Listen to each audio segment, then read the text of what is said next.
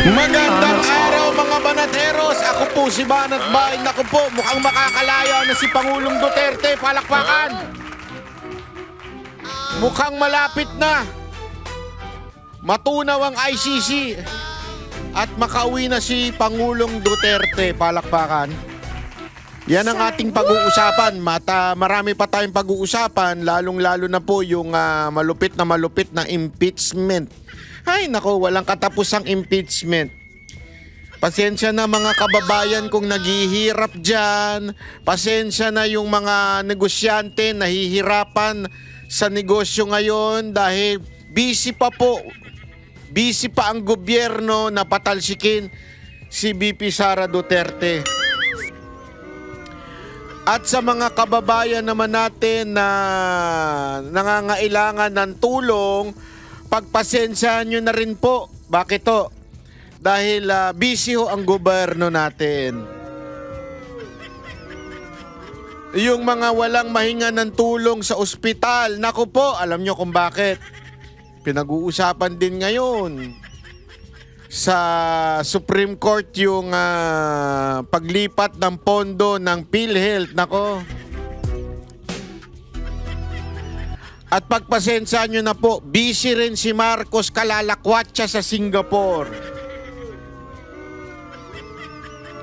Banat Bay, bakit si VP Sara Duterte ba ay hindi na mamasyal? Sandali, chotomate kudasay. Iba ang Vice President sa Presidente. Ang Vice President, pwede nga yung kumuyakoy lang sa bahay. Bakit? Ang job description lang naman niya is spare tire.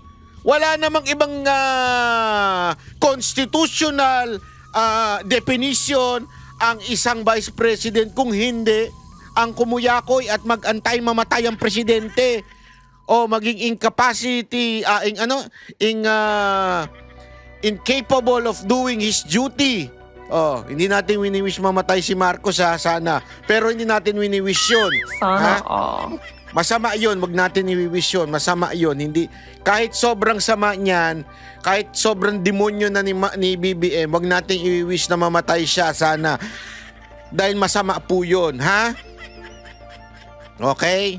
Pero, syempre, ang talagang trabaho lang ng vice presidente, kumuyakoy at mag-antay lang na hindi na capable ang presidente. Yun ang kanyang trabaho. Kaya kung kumuyako yan, mamasyal yan, wala na tayong dyan. Kasi yun naman ang kanyang trabaho. Unless gawin siyang sekretary ng isang departamento.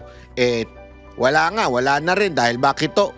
Dahil doon sa pag-aaway ni Marcos dito kay VP Sara Duterte, kailangan mag-resign ni VP Sara Duterte. Ginagago siya di ba? Tapos ano pa? Etong presidente natin. May gana pang pumunta ng Singapore ang animal. Sana naman kaya magpa-party itong presidente na to. Siguro na-stress na siya sa dito. No? Hindi, sa tingin ko na-stress na yung walang yan. Na-stress na yun sa Pilipinas kasi mapantakin mo, magpresenta ba naman ng mga witness na sablay? Di ba? Ikaw ba naman? Halimbawa, meron kang dinimanda o meron kang gustong masibak sa kumpanya. Tapos ang ipipresenta mong mga witness para masibak sa kumpanya yun, puro naman sablay. Kung hindi sablay, sinungaling. Ano pa? May kaso ng perjury. May kaso ng kung ano-ano. Di ba? Paano mo paniniwalaan yun? Puro pala kaso. At yung kaso niya na yun, mabigat yun Yung mga babanggitin mamaya ni Senator Robin, mabibigat ng kaso yun. Yun po ay di umano, allegedly, nangidnap, nagsinungaling para lang maikulong ang isang tao. Mantakin mo kung ito'y nagsisinungaling ngayon. Bakit? Mamaya pag-uusapan natin yan. Pag-uusapan natin. Pero more than that, ito muna pag-usapan natin itong ICC. Bakit ko naman nasabing malamang sa malamang makalaya na si Pangulong Duterte? Malamang! Mukhang makakalaya na ito. Mukhang mapapabalik na sa Pilipinas Kasi alam mo, sabi ko nga sa inyo, tadhana ang nag-ano eh. Hindi ko alam kung ano ang God's will, pero siyempre lagi naman natin inaano yan eh. In His will, siya na ho ang bahala. In His time, siya na ho ang bahala sa ating dating Pangulo. Pero gayon pa man, ang ganda nangyayari. Bakit to kanyo? Meron nung hatol itong si Donald Trump. Yung kakampi pa mismo ni BBM Kuno. Di ba? May sinasabi tungkol po dito sa ICC. Mantakin mo mga kababayan.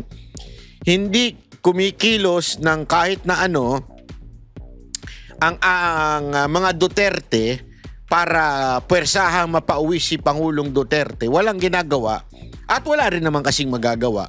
Dahil siyempre wala naman sa jurisdiction ng Pilipinas yan. Hirap na nga po silang magpunta, mga kaanak ni Pangulong Duterte, kasi alam nyo, magastos po yan ha. Walang patid po yan. Palit-palitan silang magkakapatid na pumupunta sa dahig para samahan ng kanilang ama. Dahil matanda na nga ho ito. Pero gayon pa man na kahit wala po silang ginagawa, bukang merong himalang mangyayari. Ito yung di-discuss natin ngayon. Panoorin nyo itong balita na ito. Naglunsad ng kampanya si US President Donald Trump para buwagin ang International Criminal Court o ICC. Makakaapekto kaya ito sa kaso ni dating Pangulong Rodrigo Duterte? Live mula sa TV5 Media Center, nangungun sa balita si News 5 Palace Correspondent Maricela Lili. Maricel, bakit pinupuntiryan ni US President Trump ang ICC? Jiggy, ang tingin kasi ng pamahalaan ng Amerika, tina-target ng International Criminal Court ngayon ang kanilang mga American servicemen at yung ilang opisyal ng United States. Kaya ang gustong mangyari ngayon ng Amerika base doon sa naging pahayag ni US State Secretary Marco Rubio ay kung hindi pahinain yung kanilang kapangyarihan ay tuluyan ng mabuwag itong ICC. Yung mga nakikita nilang hakbang kagaya ng paghikayat doon sa mga miyembro ng ICC na i-withdraw yung kanilang support doon sa mismong organisasyon. Meron din silang babala doon sa mga bansa na talagang dependent at nakakatanggap ng assistance mula sa Amerika at pinaplanong i-reject yung kanilang pagsuporta dyan sa ICC. Mukhang kailangan magdalawang isip dahil ang banta rin, babala rin ng Amerika, papahigpitan o pabibigatin nila yung sanctions doon sa mga hindi mag-withdraw ng suporta doon sa ICC at kabilang na nga rin siya yung pagbawi ng US visa para doon sa mga individuals na dire-diretso pa rin yung pagsuporta dyan sa ICC.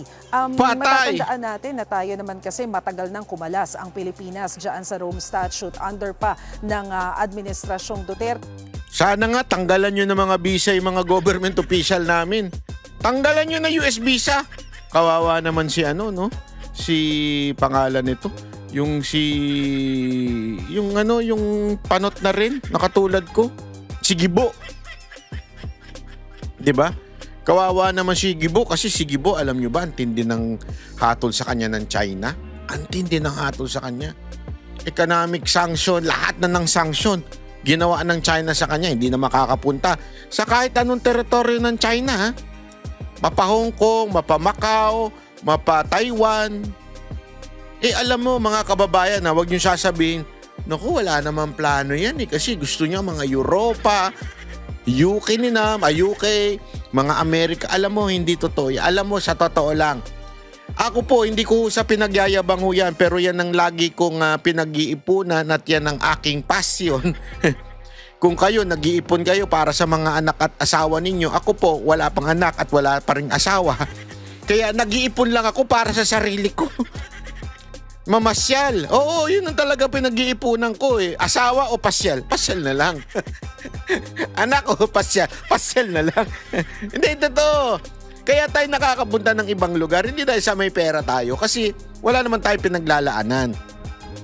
At alam mo, napuntahan ko na nga ang Europa 2 beses. Naikot ko na ang Europa ng 2 beses. Sa UK, nakatatlo na hata kami doon. Sa Amerika, gayon din. Ilang beses na rin ako nakapunta dyan.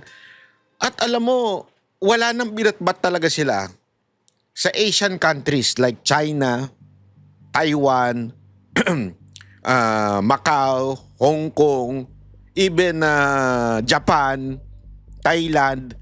Iba na talaga. Ang gaganda na ng mga lugar dito sa Asia. Tayo na lang ang hindi maganda. Tayo na lang ang pangit. Yan ang katotohanan. Huwag ko tayo magmaang-maangan. Tayo na lang ang, pag kayo umikot to ng buong mundo, tayo na lang ang pinakapangit sa Asia. Sad to say, but it's true. Pumunta kayo ng China, kahit probinsya lang, mamamanga kayo sa train system nila. Ako nga pambihira nung nag-train tayo. Hindi, totoo. Pansinin ninyo ha, nung nag-train po kami, 7 oras, 6 na oras yung biyahe. Talagang nag-effort ako na bumili nung sa business nila, business class. Kasi gusto ko makita yung luxurious na ganda ng train. Economy pa lang, maganda na.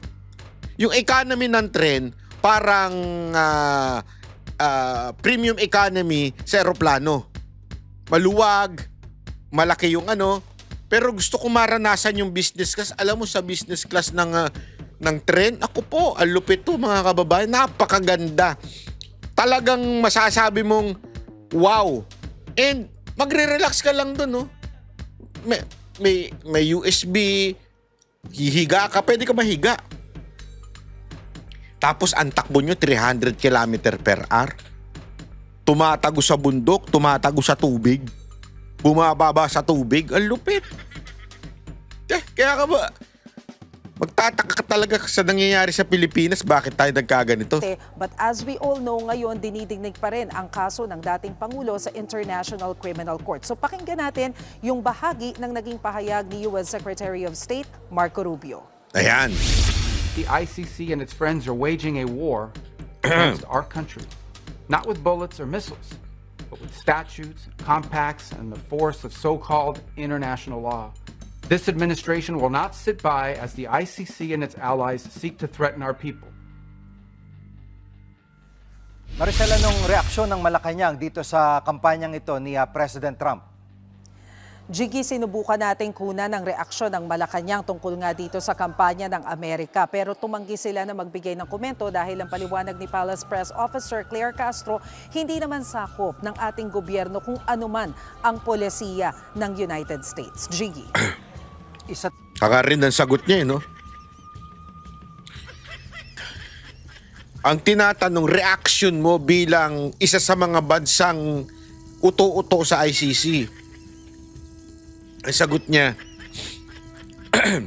di naman namin jurisdiction ng pulisiya ng Amerika.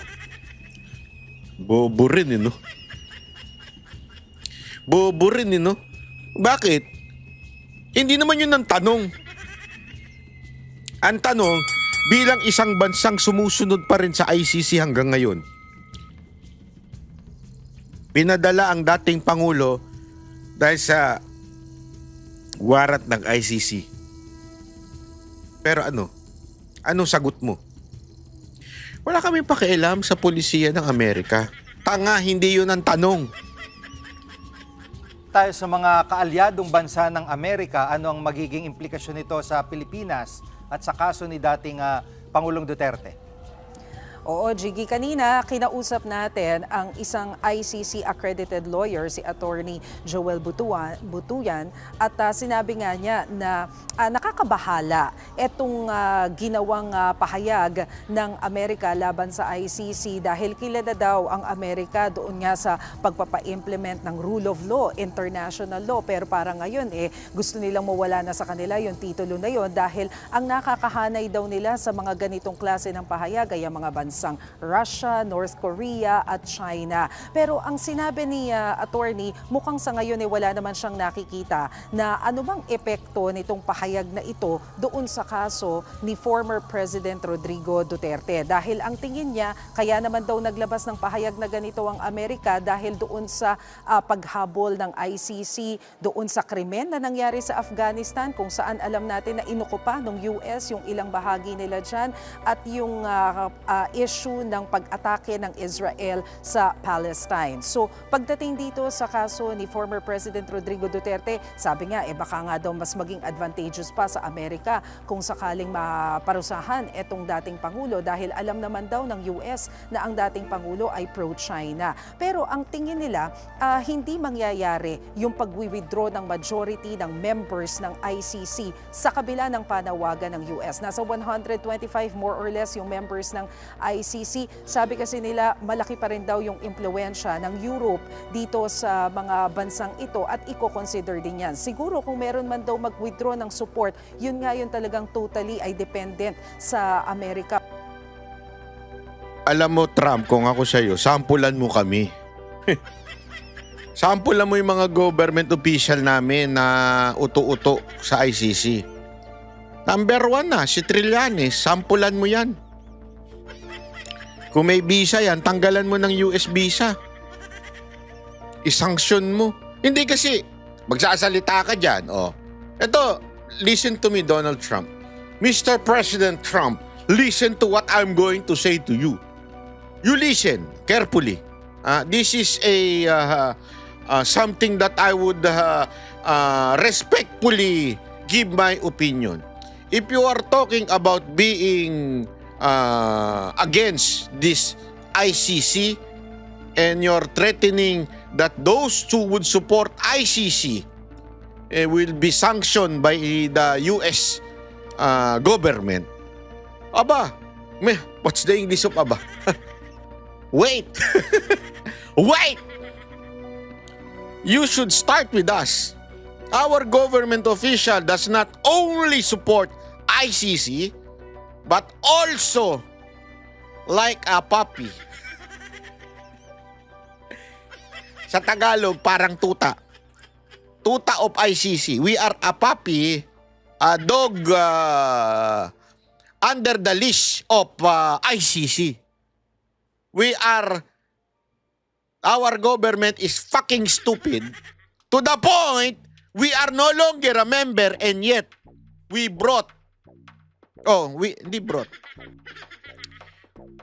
they kidnap the best president in the Philippines, Rodrigo Roa Duterte. If you cannot sanction our government official or your talk is just nothing but a propaganda talk, sample us. Sample the government official. Especially Trillanes who always like that in the ICC. Ano like that?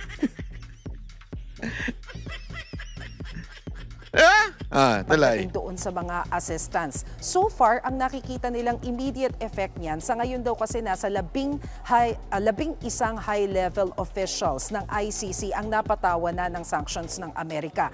2 sa mga ito kasama doon sa mga nag-handle ng kaso ni FPRRD. So, ibig sabihin, dahil meron silang sanctions, hindi na daw sila makagamit, for example, ng mga bangko dahil pinagbawalan na silang gamitin, binan na sila ng mga US banks. Tapos ay hirap na rin silang makagamit ng mga TNVS dahil kinancel na daw yan. Yung mga ganitong bagay daw yung nagpapahirap dito sa mga high-level officials na to sa ICC, pero wala naman daw silang nakikitang anumang epekto nito pagdating doon sa neutrality sa pagdinig sa kaso. Pakinggan natin ang sinabi ng ICC accredited lawyer. Tingin ko hindi naman tayo apektado kasi unang-una advantageous nga sa Amerika, no, na Bakit?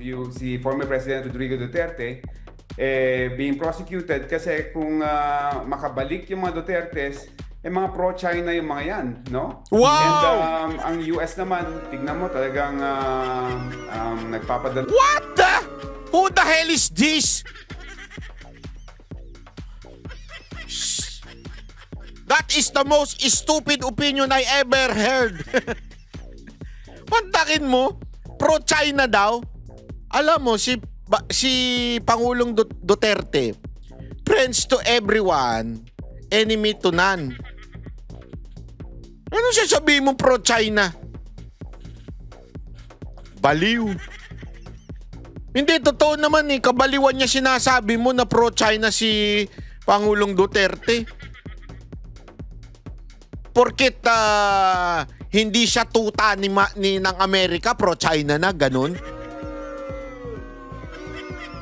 Hindi kasi ganyan ang pananaw ng mga ganito, yung mga galing-galingan. Ang pananaw nila, basta hindi ka tuta ng Amerika, tuta ka ng China. Hindi ba pwedeng hindi ka tuta ng kahit na ano? Pro-Philippines? Sarili ang iniisip ni Pangulong Duterte. Tayong Pilipinas. Sasabihin mo, eto nga sa totoo lang kung tayo nga ang tatanungin mas okay pa nga sa totoo lang ang mga tulong na ginagawa ng China. Naalala ninyo? During pandemic, nagkakaubusan ng vaccine. Amerikano, pinagdamot nila yung vaccine nila. Totoo naman, di ba? Pero yung China, binigyan kagad tayo agad-agad. Sasabihin na naman yung iba, mahina naman yung sa China. Di totoo yan. Propaganda ng Amerika yan. Alam nyo ba? Eto para lang sa kaalaman ninyo.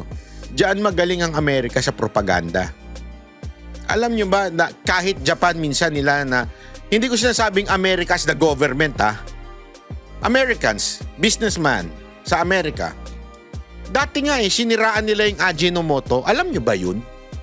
'Di ba? Masama yan. Sa ano yan? Ginagamit yan sa mga Chinese cuisine, ganyan-ganyan.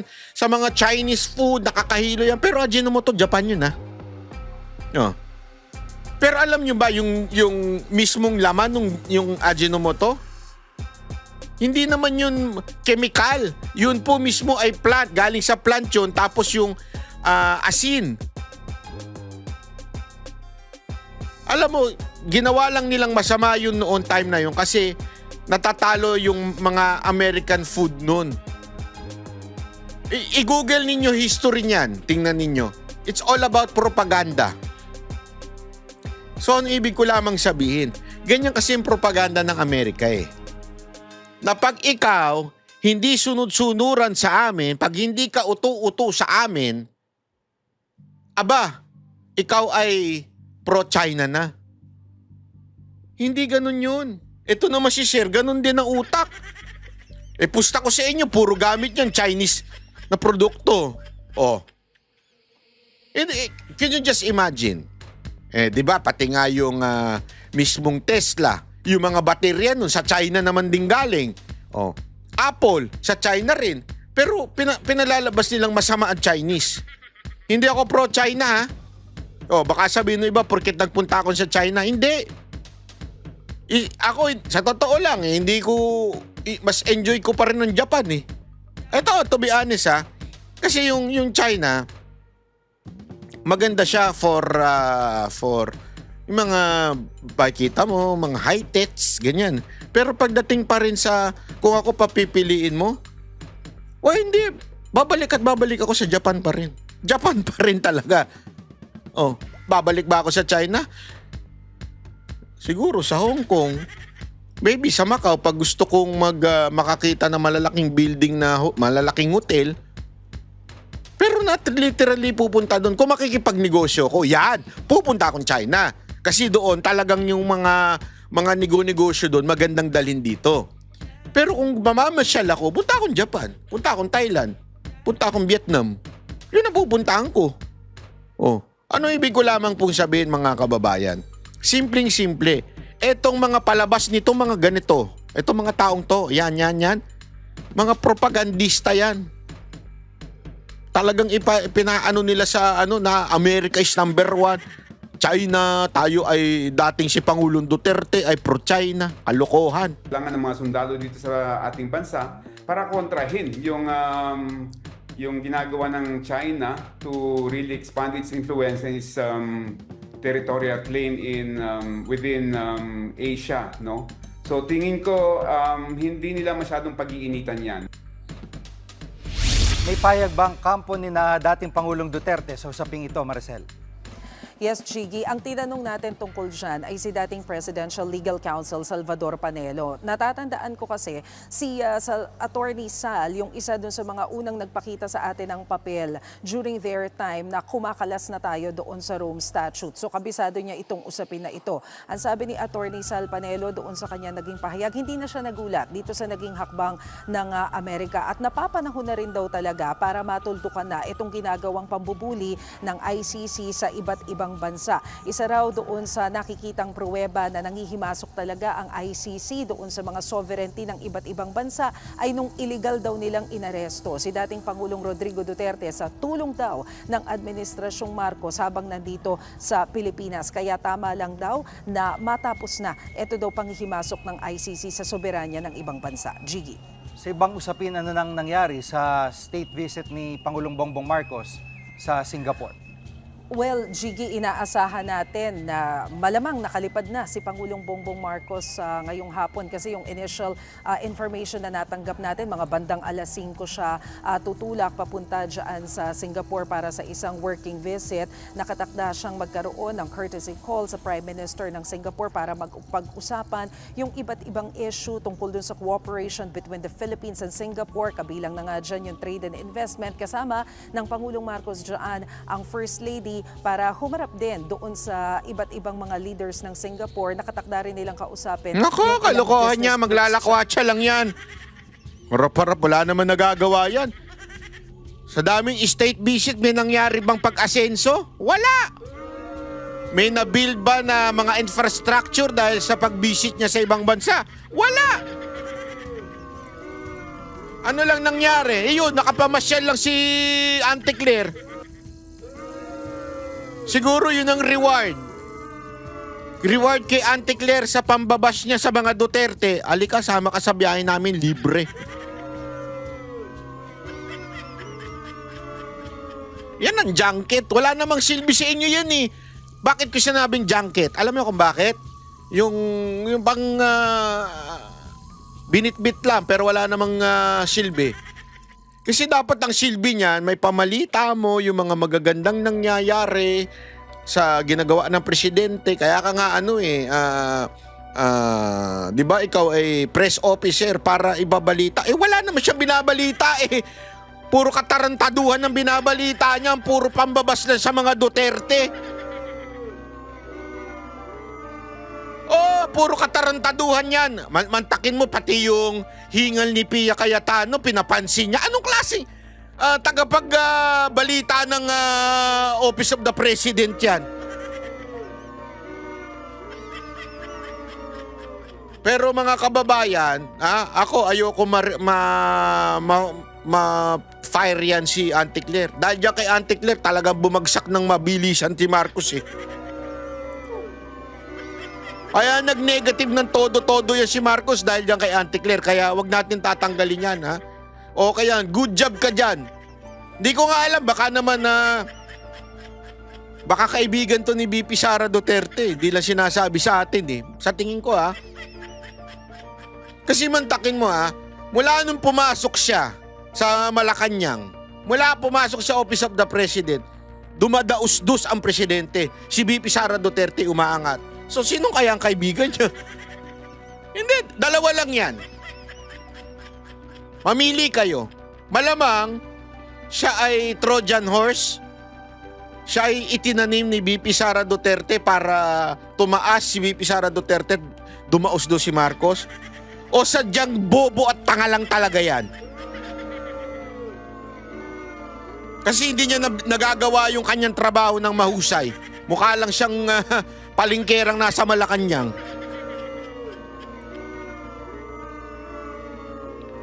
Sabi nga nila, ang palingkerang kahit gawin mong, hindi ko sinasabing mababa ang palingkera, ha? Pero yung pagiging ugaling palingkera, kahit damitan mo pa ng mamahalin yan, kahit Hermes pa yan, o Louis Vuitton, o Gucci, o Dior pa man ang suotin yan, wala pa rin, ganyan pa rin yan, palingkera pa rin. That's the truth. Whether you like it or not, that is the truth. The truth of the matter. Sabi nga. O punta na tayo ngayon sa impeachment trial. Isa pa ho itong mga nakakatawang pangyayari sa ating bansa. Alam mo, sa totoo lang ha, unahin na natin itong kay Senator, ito, malupit to 2 eh. minutes, sir. You may proceed when you're ready. Mr. Presiding Officer, dear colleagues, susundan ko lang po yung kay Senator Risa, Senator Judge Risa, Senator Judge JV, at yung ibang nagtanong sa admission against interest. You stated this already, but just for the record, you viewed the whole video, right? The whole 2-hour video. The November 23, Yes. Sir. Yes. Yeah, one isang beses, sir. Ayan, tingnan niyo kung paano nahuhuli dito itong gunggong na to ha. Pinanood ba daw niya yung video? Oo daw. Pinanood daw niya yung video. Sige, tingnan natin. Isang beses lang. Yes, sir. Okay. And how many times there has the Vice President made admissions against her interest? No, sir, ang tinutukoy ko pong admissions against interest doon sa November 26, sir. No, sabi mo yung November. Hindi yan ang tinatanong. Ang tanong, eto ha, ang tanong, okay? Ilang beses mo sinabi yon? Video ang pinag-uusapan dito, yung video. Iibahin niya yung usapan. Kasi alam niyang mahuhuli siya doon sa yung sa against interest eh. 23 din na ayaw ng defense gamitin contracted. So yung kinausap is also an admission against her interest, di ba? Di, sir, ang sinasabi ko pong admissions against interest, yung November 26 video po, sir. Na sinasabi niyang totoo yon at hindi niya Yes, sinasabi. sir. Okay. Opo, sir. So doon sa November 23, may nakita ka doon na admissions against interest. Insofar as I'm concerned, na ni-reiterate niya. Hindi, not the reiterate. Siguro para malinaw, in your mind or as a lawyer or as an NBI agent, what is an admission against interest? Yun nga po, Yan. yung ini-explain ko po kanina. Ito po yung isang bagay na ginawa ng isang tao na... Hindi ginawa, sinabi. Sinabi Kasi ng, it's admission eh. Apo, sinabi ng isang tao na ikakasira niya, but then instead of denying na sinabi niya yon, Inamin niya. in-admit pa niya ito, ni-reiterate Okay. niya. Yan ang ibig sabihin ng admission against interest. Kahit na ikasisira mo, ibig sabihin, hindi ito magpapabor sa iyong sarili, inamin mo pa rin. Yan ay isang bagay sa batas na matimbang. Okay, matimbang po yan. Take note lang, explain natin unti-unti. Very clear yon. And you and Agent John Mark Kalilong said that the basis of the investigation was the November 23 video, the basis sa inyong affidavit of investigation sa file ng kaso is certain portions of the November 23 video. As well as So, the November, as well as the As well October as 8. other evidence. Okay. Opo. Sa November 23, ilan ang admission niya against interest? Ayan.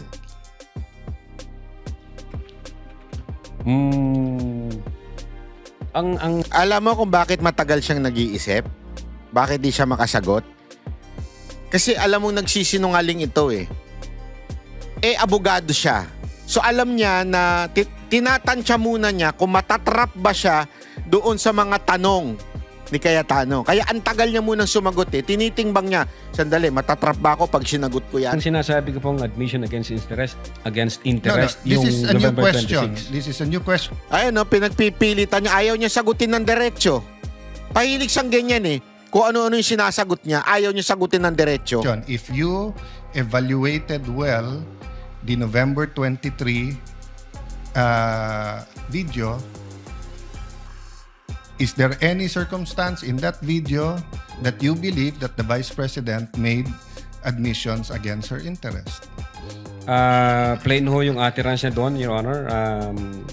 Yung nakita lang ho namin, yung utterances niya. Insofar as I'm concerned, yung admission against interest nangyari nung November 26. Mr. Witness, sagutin niyo na lang ako. Yan, kasi ang dami mong palusot. Parang yan yung mga jowa ninyong nahuli ninyo eh. Na nakapatong. Nahuli niyo yung jowa nyo, nakapatong. Tinatanong, bakit ka nakapatong dyan sa pinsan mo? Akala ko ba pinsan mo yan?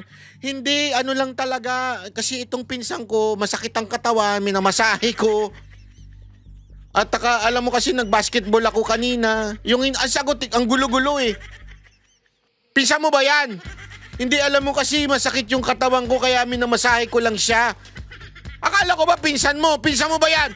Alam mo kasi ganito, yung doon sa opisina namin, maraming pinagawa yung boss. Medyo napasma ako, kaya tuloy yan na minamasahe niya ako. Di ba? Kasi nga, nagsisinungaling, hindi dumidiretso ng sagot. Lahat ng admissions are utterances. Yes, sir. Okay? Admissions is verbal. Diba? Hindi to yung parang admission sa court. Pwede mo i-admit yung documentary evidence, pwede yung object evidence, pwede yung statements. When we talk about admissions against interest, especially in context of what we're talking about, may statement na laban sa interest niya. Yes, sir. So tinatanong ko dun sa buong video, meron ka bang nakita? Wala. Yes or no lang yun, meron or wala. O meron at wala, hindi yes or no. Kayo nag-evaluate nun eh. Meron o wala? Admissions against her interest. Grabe, ang dali nung sagot eh. Meron! Meron! Ba't ayaw mo sagutin? Yes, sir. The fact na in-utter niya yun. Which one nga? So meron ilan at ano yun? A little leeway, Mr. Presiding Officer, kasi hindi natukoy masyado yung tanong. Senator Judge Alan may proceed. Yeah. So which statement that? That one you're mentioning now. So yung sagot mo meron. Ang understanding ko, sir, nung sinabi ko yan, I'm referring to the November 26, 2024. Mr. Witness, paulit-ulit tayo. Yes, sir. Burahin mo na yung pinag-uusapan natin you're referring to. I'm asking you a direct question. Yes, Sa sir. November 23, meron o wala bang statements na you will consider in your professional as a lawyer and as an NBI agent in charge of investigating this? Meron ba siyang admissions against interest? Ang tinutukoy ko lang po again, Your Honor, yung 26. No, I don't care. Wala po yung 23. I'm sorry. I don't care, Mr. Presiding Officer, kung anong tinutukoy mo. I'm asking you a direct question. November 23, video. Meron o wala siyang admissions against her interest doon? Attorney Lotok, yes, no, I do not know, I do not remember. Yan! We're referring to November 23, not 26. Yeah, I do not know, sir. Ang you do not know. ang nire-refer ko na... Ang dami mong sinasabi, do not know lang pala sagot. Yeah, don't tell me na. So you do not know. Okay. When she said, kung papatayin ako, may kausap na ako, patayin niyo yung tatlo. Is that an admission against interest? Yes or no? Ang tagal na naman sumagot. Based on that utterance, sir, yes, I think so. Yes. O kakasabi mo lang kanina, I don't know. Ngayon, yes. O ano pa? Ano pa? Kita ninyo kung paano siya nahuhuli? Kita ninyo, nung una, sagot niya, hindi niya alam. Ngayon, nung sinabi niya, ito yung sinabi. Ito ba ay isang masasabi mong admission against interest at against your interest? Ano sabi? Hindi ko alam eh. Pero nung sinabi na yung mismong statement, opo. Akala ko ba hindi? Ano, hindi mo alam? Video na yon na admission against interest. Meron o wala? Or I don't know. Yung utterances na yun, sir, Sir, bukod nga doon. Kulit mo! to me, sir, yung utterances na yun, that's admission against Sir, interest. klaro na yon. Tinanong ka na ng presiding officer, sagot mo, I don't know. Tinanong kita ng diretso na sa video, biglang you know, biglang sasabihin mo na yun utterance na yon. So ang tanong ko na ngayon, bukod doon, aside from that, Sir, ulitin ko po yung sagot ko. no, you don't need to answer. Yung sinabi ko po na no, I'm admission asking against you, interest. aside from the utterance, the statement, na kung papatayin nila ako, patayin sila, is there any other utterance during in that video that you would consider admission against In so far as interest? I remember, wala na po yun. Wala na, okay. When the Vice President said, yung pinamigay sa DepEd, isn't that an admission against her interest kung may pinamigay? Hindi rin niya Siya alam. po yung namigay, sir. Ikaw ang nanood ng video, ikaw nag-evaluate. Ako pa magsasabi sa'yo kung ano laman ng video. Akala ko ba, tinignan nyo ng mabuti yung video?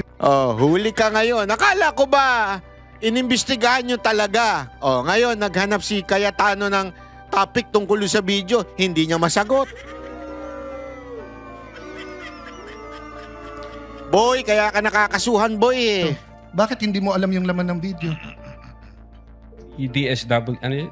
Sir, pwede ko pong tingnan yung sinasabi No, niyo. so you Specific. do not know what the alaman ng video. Again, tinignan ko po ang video one time and ang nag-review po ng video yung agent on case. Yes, but you're the agent in charge and you're the one who filed the affidavit. Okay, Yes, sir. next question. Huli, hindi mo alam yung video. Agoy. Nung sinabing mag-people power, tapos ang sinabi niya, hindi yun yung solusyon. O kung nag-people power, sino magiging presidente?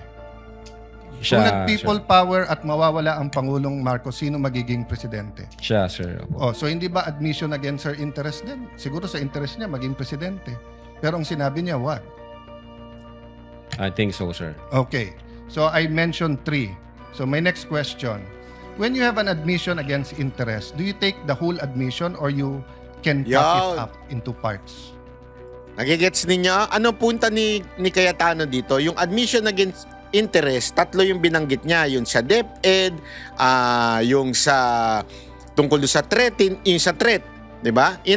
Yung tungkol sa alleged assassination threat. Inamin niya na sinabi niya talaga yon. That's admission against interest of VP Sara Duterte. So, matimbang yon.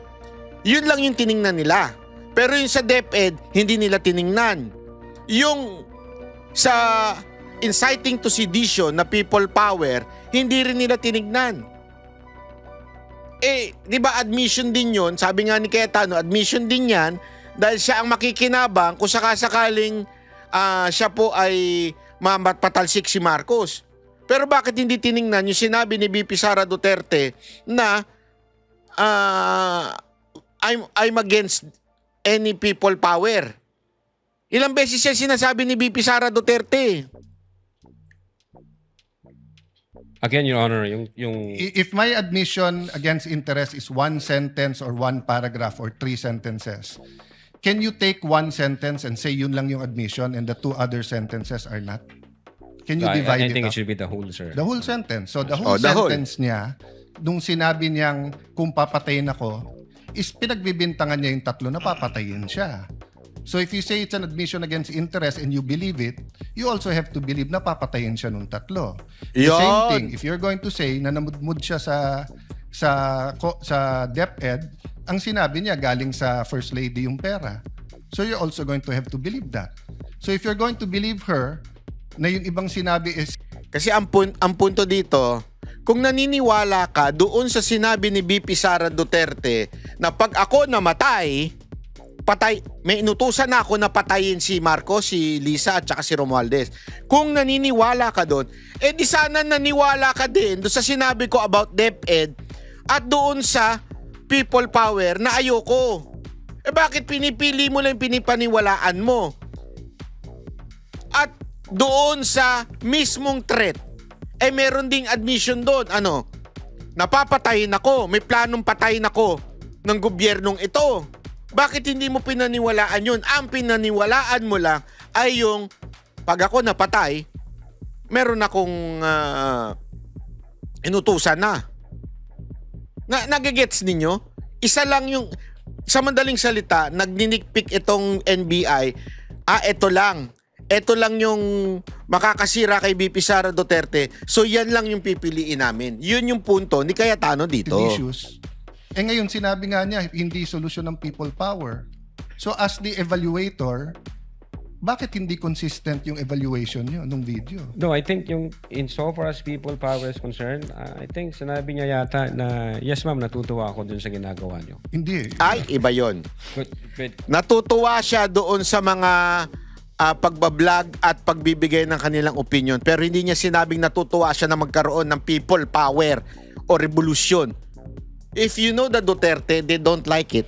As a matter of fact, tapos na sana itong lahat ng to kung si VP Sara Duterte lumabas sa kalsada. Kasi kumpleto na eh. Kumpleto na. Ito ha. Usap-usapan na yan. Bubulgal ko na sa inyo. Kumpleto na eh. May tao na. Kaya na nga yan si mag-produce ng milyon. may tao na. Yung mga militar, may contact na rin yung mga retired na yan. Sigurado tayo, hindi ko alam kung sino ha, wala akong alam tungkol dyan. Pero, assuming, may contact na rin yung mga yan. Kaya lang, ang talagang lagi nagiging problema dyan, yung head. Sino ang tatayong head para kung sakasakaling mag-withdraw ng support ang AFP o ang kapulisan, may tatayong head. Wala silang makita ngayon. At alam ko, naririnig ko sa palipaligid, naririnig ko lang, wala akong personal knowledge, naririnig ko, they're trying to convince VP Sara Duterte. But the Vice President, ayaw niya. Same with the father, ganyan na ganyan din ang ugali ni Pangulong Duterte. Ayaw niya talaga yan. Imaginein mo nung si Pangulong Duterte presidente, napakataas ng kanyang ratings. Trust rating nung siya ay presidente. Imaginein mo lang yun Everyone is convincing him to declare a revolutionary government.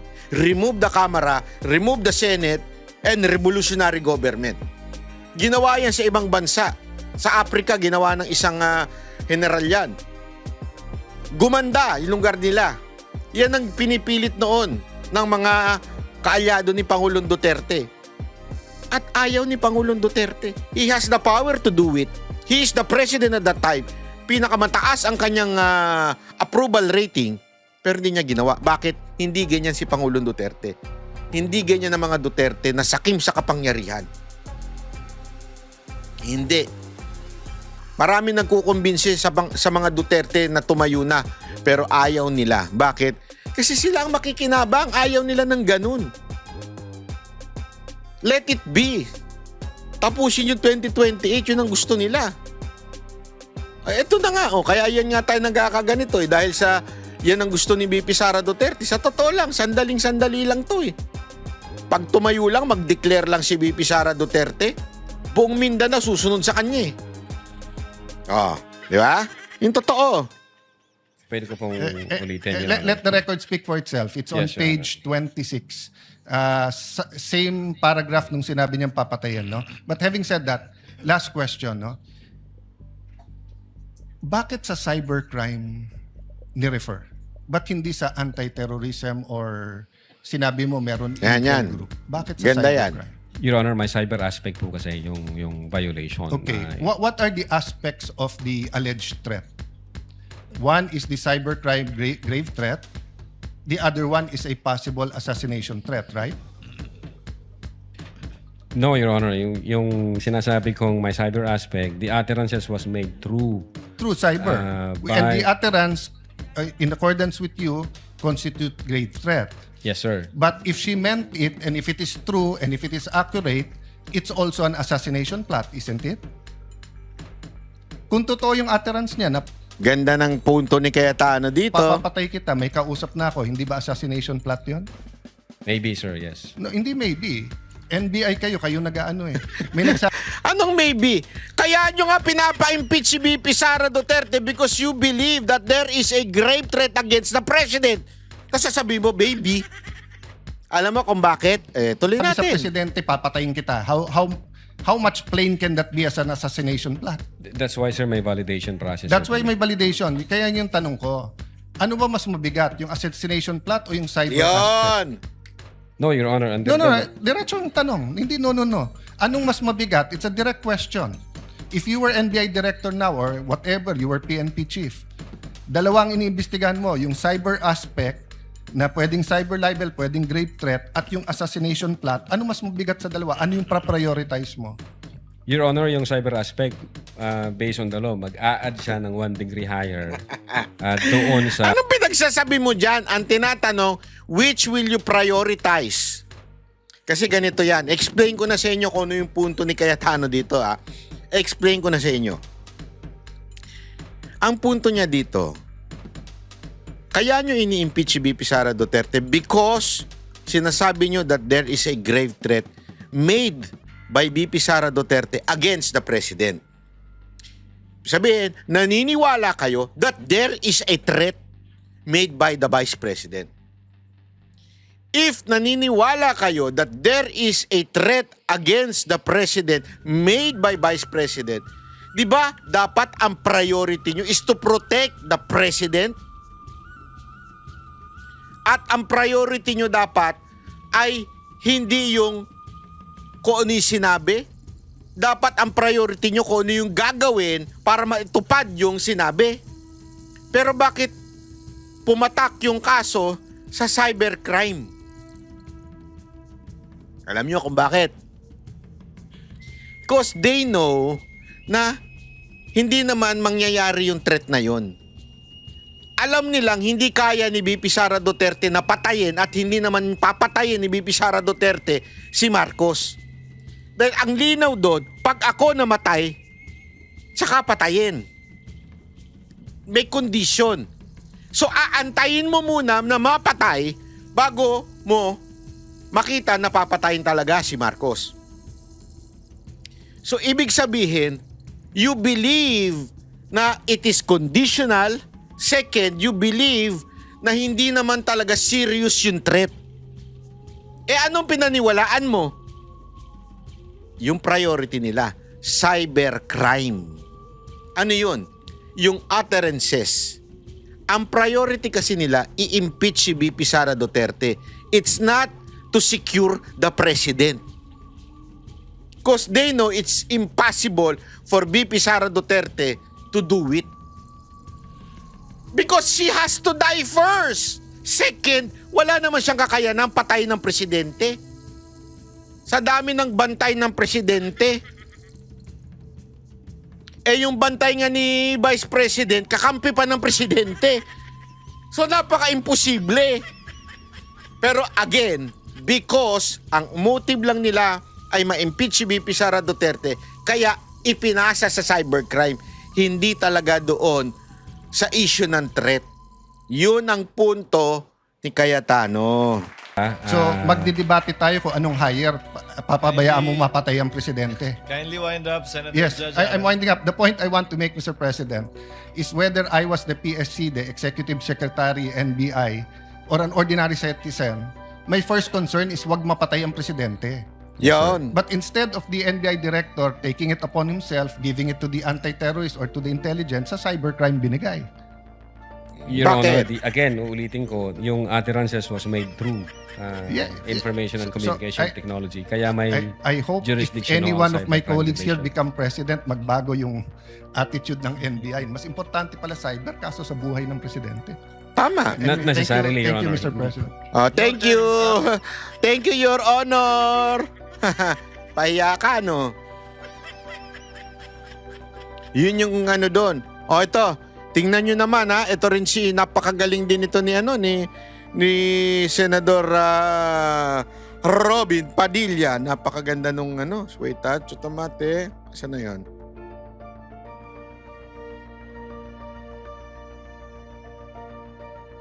Let me move on to a new point. Hindi yan. Sorry. Asan na yung kay Robin dito? Bakit wala? Bakit? Hindi ko na ilagay, Sandali lang, ha? Chotomate. Asan yung kay Robin?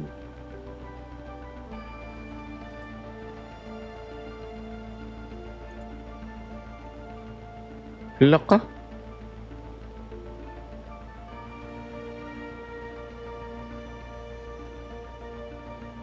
Ito. Pamahala ng hukom at sa ating Ginoong Pangulo.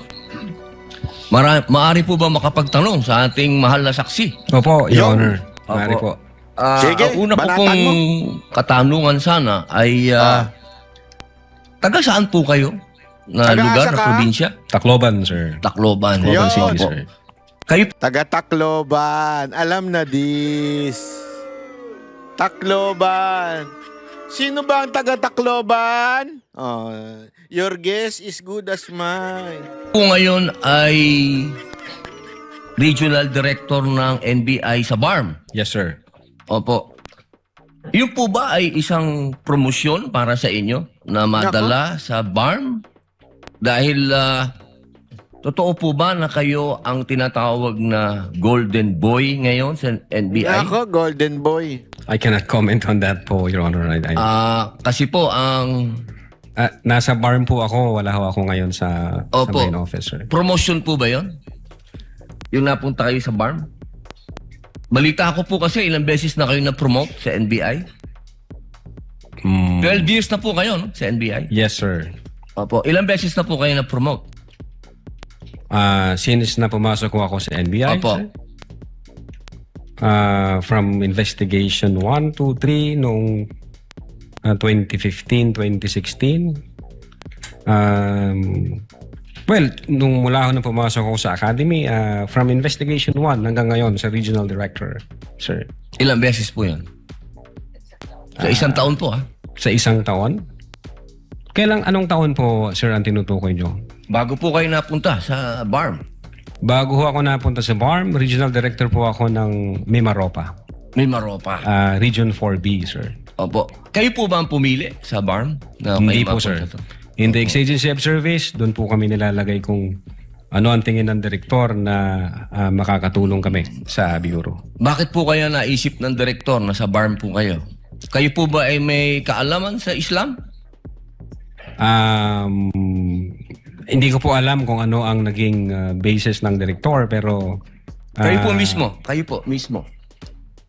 Ang BARM po kasi is Muslim Mindanao. Yes, Your Honor. Opo. Meron po kayong kaalaman sa Islam? In terms of what do you mean kaalaman, sir? Yung Alam mo itong abogado na ito, no? Halatang sinungaling eh. Hindi makasagot ng diretso. Isang tanong, may kaalaman ka ba sa Islam? Yes or no lang naman yun. Kahit siguro sinong tao makakasagot, Christian ako, wala akong alam dyan. Di ba? Alam mo kung ba't hindi niya masagot? Kasi alam niya na pupunta doon sa question na bakit ka napunta sa BARM? Kung wala kang alam.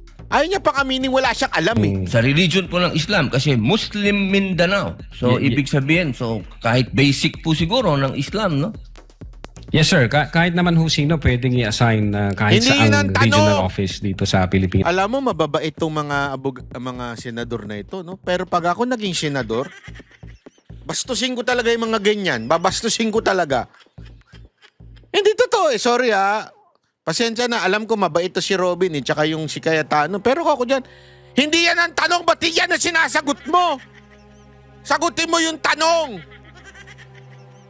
Di ba po parang Regional autonomy ang autonomous region ng Muslim Mindanao. So, kailangan man siguro kahit paano meron kayong kaalaman sa Islam.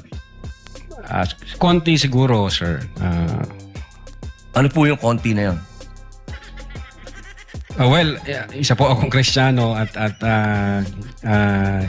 hindi ko ho malalaman yung kabuuan nung Siguro po dapat meron kayong basic din na knowledge ng Islam, ano? Sa pangalawang tanong po, okay na po yun. Pangalawang tanong po, meron po ba kayong, sa tagal nyo po, sa NBI, 12 years, meron po ba kayong na-encounter na kaso ninyo sa NBI?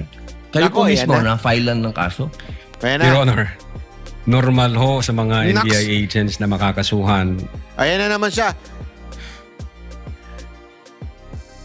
Presiding officer, Your Honor, can you direct the witness to answer the question directly? Hindi yung paligoy-legoy. Nangangalun niya kaya ito? Kasi hindi siya talaga makasagot ng diretsyo eh. Yung mga nangangalun niya lang yung mga hindi makasagot ng diretsyo. In fact, maging sa sinumang law enforcement agency, that's the price we pay for doing our job and for protecting the country. As a matter of fact, in the NBI, Your Honor, we avoid the noise. We just finish the job. So, sir. ano po yan? Yes? Yes po yan? Yung sagot nyo? Yes? Normal ho yan yun sa amin. So, sir. yes po. Yes nga! Attorney Loto, kindly answer the question. Yes, sir. Oh, yes. Ayun! Ang dami mo sinasabi! Leche ka! Yes or no lang eh. Hindi rin ako siguro pwede maging abogado, no? Baka ma-cite in contempt ako dun, judge. Iinit ulo ko eh. Alam mo, kaya ako hindi nagka-jowa eh. Kasi diretso ako magtanong eh. Kaya si Jay Guevara di makalusot sa akin yung animal na yan eh. Si Jay Guevara pa naman, ang hilig pa naman niya minsan, yung papalusot. Mahilig magpalusot yan. Akala naman niya nakakalusot siya sa akin. Sa totoo lang sana hindi niya mapanood to. Akala niya nakakalusot siya sa akin sa mga kasinungalingan niya, yung mga pambubudol niya. Mga banateros kung napanood nyo to, wag na lang kayo maingay kay Jay Hindi nakakalusot sa akin yun. Nakala lang niya. Sinasakyan ko lang yun. Pero akala lang niya nakakalusot siya yung mga ganyan. Pag ako kasi nagtanong, alam ko na kagad. Alam mo kung bakit? Kasi yung tatay ko, hindi ako makalusot nun nung kabataan ko. Ay, syempre, abogado yung tatay mo Litigator, trial lawyer. Hindi ka makakalusot dun pag nagsisinungaling ka. Yun, natutunan ko, na-training ko. Kaya tuloy yung mga tao nagsisinungaling sa akin, hindi makalusot. Parang ito, ang daming hanas Hindi pa sumagot ng diretsyo. Ano pong, pwede po bang malaman kung ano pong mga naikaso sa inyo? Well, wala ho pa akong natanggap na official case galing sa ombudsman, pero may nakita na ho akong complaint na binigay sa akin from NBI. Hindi ko na humaalala yung sa case na yan. Pero nung chinek po namin yung case na yan, Your Honor, sabi ko doon sa mga kasama ko, tingnan nyo nga yung validity at authenticity ng case na to. Pinuntahan ho namin yung nagnotaryo, I think Makati Court yun. Yung Makati Court, nag-issue ho ng certification na fake yung notary. Diyan sa reklamo na yan. So, Putang ina, notary na naman. Hindi yan ang tanong. May kaso ka ba o wala? Hindi, peke yung notary. sabi ko, huwag nyo nang pansinin. Marami tayong trabaho. Kung fake yung notaryo na yan, mere scrap of paper yan. Huwag na nating pansinin. Although, nag-aantay po ako, Your Honor, na mag-notify sa akin ng OMB kasi sasagutin po namin na eto ho ang nakaalap namin. May 2 Chinese na nagreklamo. Chinek ho namin doon sa BI, yung 2 Chinese na yan, I think, 9 months nang overstay at pinaghahanap din ng Ano pong kaso po Bureau of yung Immigration. ipinatong sa inyo? Anong kaso? Hindi ko maalala, Your Honor. Meron may mga kaso ho doon na nakalagay. Pero again, sabi Wala ko po nga, kayong isa kahit maalala na ipinatong sa inyo? if I'm not mistaken, arbitrary detention, may ganun ba? May unlawful Arbitrary arrest? parang inaano lang niya, minamalit niya arbitrary detention, unlawful arrest. Maliit lang yan. Konti lang yan. Wala ho sa akin ng record kasi nga, sabi ko nga, nung makita namin na fake yung notary, hindi na ho namin binigyan ng pansin, Your Honor. Kasi napakakapal po nitong hawak ko. Yun. Wala akong problema, Your Honor. Sasagutin po namin yan. Apo. Sasagutin ko Hindi po niyo yan. pa po nasagot magmula noong February 29 Kasi wala pa hong official notice galing sa kung anong ahensya. na nakarating po sa inyo. Wala pa. Wala pa ho. Ang nakuha ko lang, yung kopya niyan, siguro may nagpadala sa akin. Sabi ko, teka muna, wala akong official na nare-receive from OMB. So, nung chinek ho namin, kung nag-i-exist ba yung kaso, fake yung notary, hindi na namin So, ibig binigyan niyo ng pong pansin. sabihin hanggang ngayon, hindi kayo sigurado kung nag-i-exist to. Dapat may notice na ako from ombudsman. Di ba po dapat ang reaction ng isang tao kapag may kaso, harapin? Precisely, Kasi Your Honor. Iniintay ko nga po yung notice from ombudsman na pag meron na hong notice Wala ang po kayong ombudsman- notice hanggang ngayon? Sa Wala pa ombudsman? po, Your Honor. Yun nga ang inaantay ko kasi sasagutin namin kasi meron po kaming certification na fake yung notary. Inaantay ko po, Your Honor. Mas maganda po, maharap nyo kagad. Definitely, hindi ko lalong-lalo namin na po. tatakbuhan yan, sir. Kasi napakahalaga po ngayon nito. Yes, sir. Sige Oo, nga, ito isa-isahin po. mo nga. Ang lupit nito. Alam mo, gusto ko rin itong style ni Robin Panalo rin itong style ni Robin So, dapat mong harapin yan. Kasi malupit itong mga kaso mo dito. Tapos biglang binanggit niya isa-isa. Grabe. Ay ang pinag-uusapan natin dito ay napakahalaga. Yes, sir. Opo, at ito pong mga kasong ipinatong sa inyo, perjury, robbery, extortion, theft. Perjury perjury. Hindi biro yan, yung kaso niyong perjury. Dili man yan biro. Ba't ka kakasuhan ng perjury? Di ba? Bakit? Oh, may matindi yun. Bakit ka kakasuhan ng perjury? O ibig sabihin, abay, meron kang ginawang kasinungalingan. Which is, hindi pinopoint out to para ad hominem ha. Hindi, may kinaugnayan to doon sa ikaw ay witness na nag-aakusa na dapat i-impeach si BP Sara Duterte dahil sa tingin mo, totoo yung threat na ginawa ni BP Sara Duterte. And bilang witness, ikaw yung nagsasabi, nagko-confirm. So, kung may kaso ka ng perjury, abay, malaking bagay yun. Malaking bagay yun. Mainam po ito As I've said, Your Honor, in the NBI, we avoid the noise. We just finished the job, sir. Opo. Mayroon po akong tanong. Pangatlo. Opo. Kanina po na ang ganda nung talakayan nyo tungkol sa Romanov. Yes, sir. Opo. Alam niyo po ba yung istorya ng Romanov? At ang gaganda po ng mga sagutan ninyo, alam niyo po ba yung historical background ng Romanov? Ang alam ko lang po dyan, Your Honor, yun yung nangyari sa, I think, Tsar, kung hindi ako nagkakamali, sa Russia. Sa Russia. Opo. Sino po ba yung nakakalaban ng Tsar? Again, hindi ko po maalala, hindi ko po nakita yung buong... Yun. Kasi napakahalaga po malaman ng taong bayan kung sino po ang tinatawag natin na Romanov at sino yung nakalaban nila. Kasi po, katabi ko ang isa sa Marcos family. Yes, sir. Alam naman po natin lahat, batid natin lahat, na si Apo Lakay, Ferdinand Marcos Sr., ang number 1 na lumaban sa komunista dito sa Pilipinas. Batid naman din po natin na ang nag-execute sa Tsar kay Nikolai at sa kanyang mga anak, sa kanyang pamilya, ay ang komunista. Alam mo po ba niyo? Yes, sir. Opo. Ngayon, sino po ba ang pangalawang pangulo na lumaban sa komunista? Second president hindi vice president na tinutukoy niya dito. Sino yung second president na lumaban sa komunista aside from the Marcos Sr.? Sino po, sir? Ay di si Pangulong Rodrigo Roa Duterte. Hindi ba po dapat isipin natin yung Romanov ay tungkol sa threat na pumapasok sa mga pamilya na mga namumuno dito sa ating bayan na lumalaban sa komunista.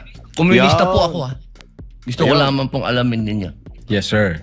Bakit kaya siya naging komunista? No? Alamin nga natin yan. Well, insofar as the investigation on the issue of whether or not may Romanov or operation of Romanov, ang sabi ko po kanina, nasa intelligence service po namin yan. At I think ang makakasagot po niyan, Your Honor, yung director po namin. Opo, kasi nabanggit nyo kanina sa usapan po ninyo, si Baste. Yun na po yung... sinasabi nyo po kasi kanina sa usapan po ninyo, sa napakagandang usapan, na yung Romanov, hindi na ipapaliwanag kasi kung ano ba yung ugat nun. Napakahalaga po na alam natin yung ugat. Si Presidente Marcos Sr. ang lumaban sa komunista kaya nagkaroon ng threat noong 1986. Iyon. Yes, sir. Ngayon, sinasabi ni Baste na nagkakaroon ng threat sa kanila, pamilya, sapangkat alam naman nating lahat na ang nagpatuloy ng paglaban sa komunista pagkatapos ni Pangulong Rodrigo Roa Duterte ay si Inday Sara Duterte, ang ating Vice President. Sumasang-ayon po ba kayo doon? Wala po akong personal knowledge, sir. Ay, bakit po kayo walang personal knowledge? Yun po ang sumunod na assignment ng ating Vice Presidente pagkaupo niya. Siya po ang nag-take over ng NTF-El CAC. Bakit hindi po alam ng NBI yun? Baga? Well, nag-NTFL ka siya. Pero yung factual circumstances doon... Factual? Wala pa po akong... Wala kang alam? Wala po kayong... Pero alam niyo po, sagutin na lang po ninyo na siya ang nag-take over ng NTF-El CAC. Yes, Your Honor. Opo. Isa na lang po, ginoong tagapamahalang... Ang pino-point out niya dito, yung sa Romanov, ang pumatay komunista. Dahil kalaban ng komunista yung presidente. Tama, mali. So ang punto niya dito, sino ba yung mga presidente na lumaban sa komunista? Di ba? Una si Marcos Sr., pangalawa mga Duterte. Kasi kanina, para bagang keso sinabi ni Basti daw na baka mangyari sa kanya yung nangyari sa tatay niya. So ang sinasabi niya dito, pinalalabas nila na si Baste nang galing yung threat. Na baka mapatay ka ha, Marcos ha, kasi ganyan na nangyari sa tatay mo. O ganyan yung, di ba lagi nila sinasabi? Ano sinasabi niya dito? Kasi yung Romanog na yon, yung sinasabi na yon, yun tungkol sa mga komunista ang kalaban ni Marcos Sr. noon. Ngayon, baka mapatay ka rin niya kasi hindi mo ata na napapansin na nakikipagkuntsabahan na yung mga nasa paligid mo, yung mga opisyal mo, nakikipagkuntsabahan na sa mga komunista dyan sa loob ng kamara. Baka one day magising ka na lang, niyayari ka na nitong mga komunista na to. Yun yung sinasabi. Parang ang pinalalabas kanina sa usapan ay ang dahilan daw nung Romanog na yan ay para bagang si Baste nagsimula banta ay kay Marcos, hindi naman kay Vice President Sara Duterte. At ang parang lumalabas nanggaling pa sa mga Duterte yung pagbabanta. Kasi nga, bakit? Hindi nila naintindihan kung ano nangyari doon sa Romanog na yan. Dentik na yan. Ang dami kasing bobo. Ito kasi si Basti matalino to eh. Hindi ha, walang biro ha. Alam mo si Basti, ang akala nila kasi puro tato. Alam mo naman tayo mga Pilipino, judgmental tayo, mga animal tayo eh. Pagka puro tato, walang matinong magagawa yan. Ano yan, bulakbol yan. Kantoboy yan. Alam nyo pag nakausap nyo si Basti, hindi ako nagbibiro, matalino. Matalinong bata, ay matanda na, mas bata na sa akin, pero matalino. Mas maalam siya sa history. Sabi ko nga sa inyo nagkita kami sa dahig niyan. Kita kami sa dahig. Nagbisita siya. After nun, bulungan kami. Boss, may magandang bar dun. Wala naman babae, ano lang dun, mga just. Just once. Hindi, mahilig kasi sa music yan. O yung mga jazz, ang ganda. Hindi, maganda lang yung kumakanta. Ay yung nagigitara ata. Pero punta kami doon. Akala ko naman, magchichill lang kami, magiinuman lang kami na makalan. Ganun lang yung chill. Ganun. Hindi. Walang niya, pinangaralan ako ng history. Hayop yan. Sana hindi na lang kami uminom. Hindi kasi ako, yung inom ko naman chill eh. Kasi ang nasa utak ko lagi ganito eh. Ito, akin lang to ha. Wala akong sinasabi sa iba, wag niyong gagawin ha. Para sa akin, ang akin, okay lang uminom ng chill. Pero I still put this in my mind. Yung sinabi ng Panginoon na do not get drunk. But drunk in the spirit. Totoo. Yun ang nasa isip ko. Okay lang yung chill, inom. Pero hindi ako talaga nagpapakalasing. Ever.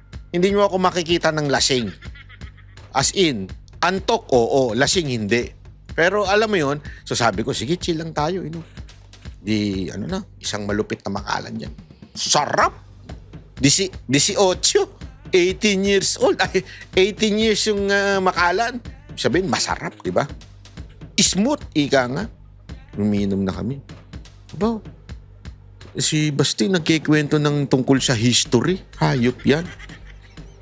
Hindi ko na matarok yung sinasabi niya. Sige lang siya ng kwento ng history. Pwede ba pag-usapan natin babae na lang? Joke lang ha. Walang ganun.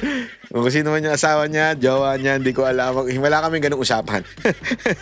Sabi ko lang sa kanya, hindi ba pwede pag-usapan natin yung tungkol sa siguro politika sa Pilipinas. Hindi. History, kasaysayan ng mundo. Hayop yan. Ganong katalino yung mama na yun. Wala lang sa mukha niya dahil sa tattoo niya. Pero matalino yung mama na yun. Ba't ko sinasabi to? Kasi yung Romanog na yun yung ibig sabihin nun. Hindi dahil gustong patayin ng mga Duterte si Marcos. Yun yung pinalabas kanina eh. Oo, ng mga senador na iba, di ba? Nanggaling naman yan kay Baste. So, ang threat pala na kay Marcos. Kanino galing yan? Kay Baste. So, si Baste ang magte-treat kay Marcos. Gago ang puta. Tanga rin eh. Kasi nga, they do not understand or they do not know Romanog. Yun ang problema. Buti na lang. Nandyan, si Robin Padilla. Yawn! Hindi, alam mo magugulat ka dito kay Robin Padilla eh. Ito yung nilalait ng artista lang yan. siga-siga lang yan. Pag nagsalita yan, parang barumbadong tagakanto.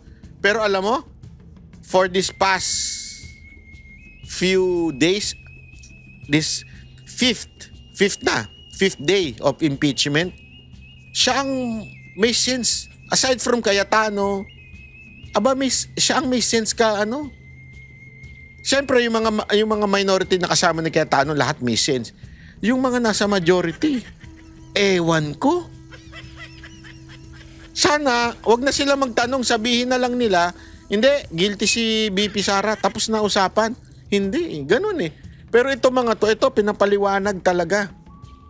Kaya, palakpakan natin si Senator Robin Padilla. Anyway, maraming salamat po. Bantayan po natin paulit-ulit itong impeachment dahil grabe ho ang media. Pinapanood ko yung media eh.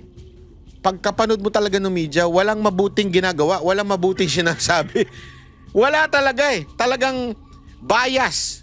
Talagang pok-pok lang itong media na ito eh. Mga bayaran talaga eh. Kaya magbabantay tayo sa social media ha.